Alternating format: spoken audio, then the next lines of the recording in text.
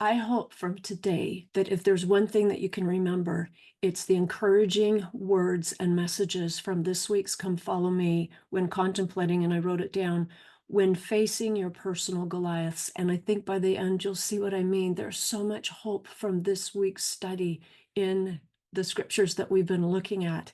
And there were 7 points that I just was so taken with in Alma 58. I like doing these come follow me's at the end of the week. I don't want to influence you. I don't want to have anything that I say then causes you to miss something else. I think it's so valuable when we are each individually diving into our scriptures and then coming together and sharing that at the end of the week. So I love how the church has set this up where the Come Follow Me program starts on a Monday with new material. It doesn't start on a Sunday where we have our Sunday school teacher guiding us into certain principles to be looking for throughout the week. No, the Come Follow Me each week in this scripture study program starts on a Monday for us so that we can individually go through the different chapters that we're looking at in preparation for our discussions on Sunday and our sharing. And so I like being able to wait until the very end and then on Sundays sharing what I've learned for the week and just so curious what it is that you learned for this week. And so while there are so many things within this week's section, and it was, I don't know if you can see Alma, you can't see, it's Alma 53 through 63, preserved by his marvelous power from the Book of Mormon. And for me, David and Goliath, David and Goliath, David and Goliath, God will rescue his Davids as we turn to him. So I wanted to do just a brief dive into especially Alma 58. And there were 7 principles that I learned that by the end of today, and I'm going to put a cumulative at the very end so that you can see these 7 principles that I discovered that gave me so much hope, that brought the courage that I was needing personally for some of the things that I'm personally facing, and then understanding, and I have it written down, the success. And then because of that, the big go forth at the end. So we're going to go ahead and start now. And when we look at the situation, we have these amazing young men who came with willingness to defend and protect their families, their parents, who had made an oath with God that they would not take up weapons to hurt other people. And yet they were all going to die because of the enemy's coming. And so these, as we learned in last week's Come Follow Me study, these young men came forward and they did not doubt God's willingness, but just because to willingness to help, but just because we know God is willing to help doesn't mean that sometimes as we're facing really, be thinking of something that's very tough for you right now in your life. And it takes a lot of courage and a lot of faith to be able to face that. And so as I was thinking about this, Alma 58, chapter 58, really just touched my heart. And Helaman, Gid, and Tiamner do take the city of Manti by a stratagem, and the Lamanites withdraw, and the sons of the people of Ammon are preserved as they stand fast. It says, in the defense of their liberty and faith in God. But there were some principles that I had not noted before that I wanted to share with you. And the first one that I learned, we read in verse 1, it came to pass that our next object was to obtain the city of Manti, but behold, there was no way. That's what the scriptures say. There was no way that we could lead them out of the city by our small bands. He's speaking of the enemy, for behold, they remembered that which we had hitherto done, therefore we could not decoy them away from their strongholds. And the first principle that came to my mind was that when we are faced with really tough, sticky, tricky situations, that we need to recognize the situation that we face, that having faith in God does not mean that we're ignoring the difficulty of what we are facing. And I was thinking about my personal situation right now that I'm having to deal with, and realizing that having faith in God does not mean that I ignore the difficulty or the challenges. And then reading forward, they were so much more numerous than was our army that we durst not go forth and attack them in their strongholds. This was a really, really huge, dire situation. Yea, it became expedient we should employ our men in maintaining those parts of the land which we had regained of our possessions. Therefore, it became expedient. That means practical, right? Expedient that we should wait, that we might receive more strength. And I realized a profound principle that we need to accept the expediency of the situations that we're facing rather than railing against them. And then as I was reading verse 4, it came to pass that I thus did send an embassy to the governor of our land to acquaint him concerning the affairs of our people. And it came to pass we did wait to receive provisions and strength from the land of Zarahemla. That's where their central government essentially was.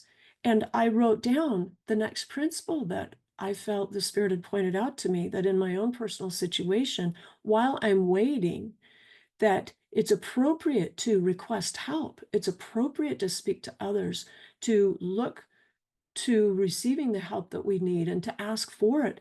But that during that same time that I'm to be developing my own strength.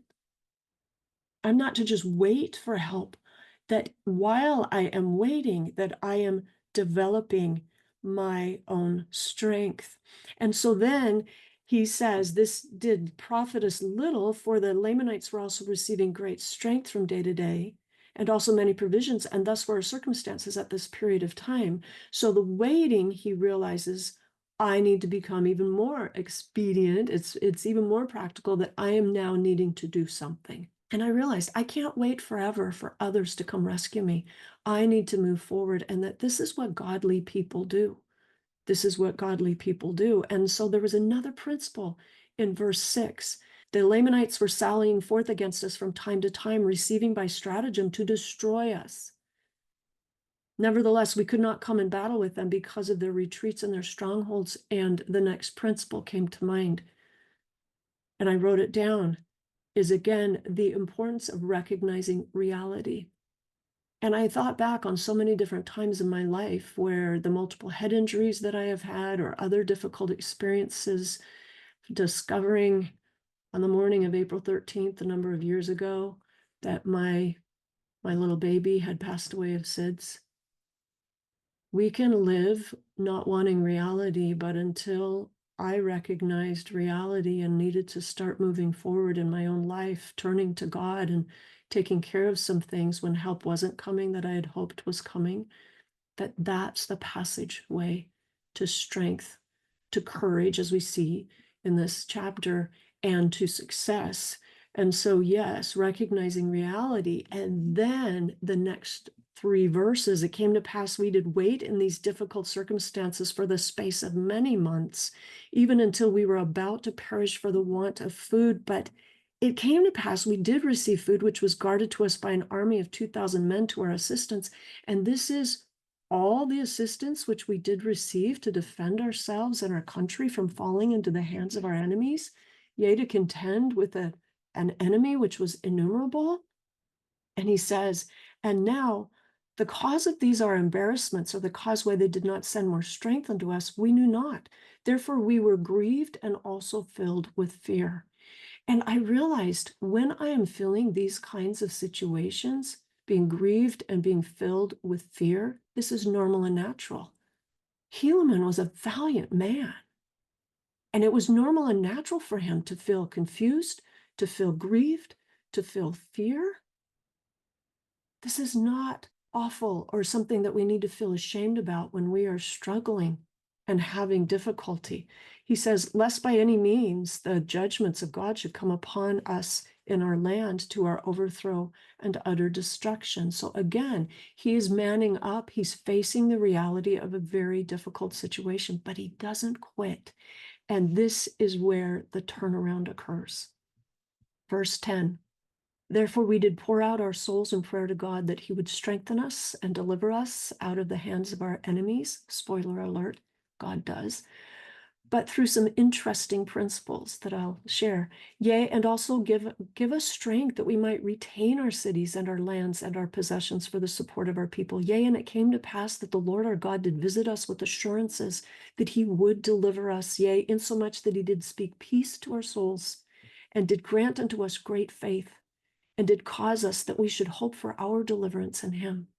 What are you learning through these amazing and mighty verses? I'd love to know. I'd love to have you drop those in the chat or the comments below.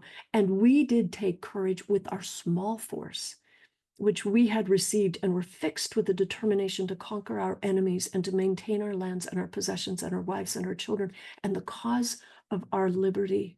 And so the next principle that I learned when, wow, having rough realities hit is the turnaround point is turning to God for peace.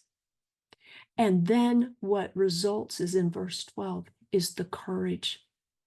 It's almost, some will use the word supernatural, because in our natural state, those turnarounds don't come. They don't come. It's when we turn to God. There is something that it feels like supernatural. And this is the result, that peace comes and faith comes, and we know in whom we can then rely for deliverance. And then we can take courage, even no matter how small we are. And then the success, we read through the rest of the chapter, some amazing things that happen that Helaman then is led, he's inspired to do. And in verse 38 through 40, he talks about our successes, and in his successes. And in verse 33, we trust in our God who has given us victory over these lands, in so much that we have obtained those cities and those lands which were our own. So that's like the flash forward. When I was a little kid, I used to have to read the last page to know how it ended before I could settle into reading the whole book. That's the last page. They succeeded. And I invite you, I'll put the link to Alma 58 in the description box so you can read all of the amazing miracles that happened. It was stupendous. But this is the last page of the chapter where we trust in our God who has given us victory. That was the spoiler alert. And then of those young little warriors, he says, those sons of the people of Ammon, of whom I have so highly spoken, are with me in the city of Manti, and the Lord has supported them, yea, and kept them from falling by the sword, insomuch that even one soul has not been slain.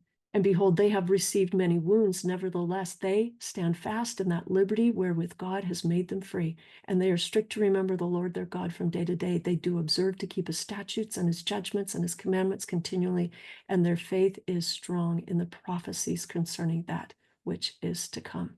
And so then Helaman closes with this witness. He says, now, my beloved brother, Moroni, may the Lord our God, who has redeemed us and made us free. The final principle. He gives credit to God.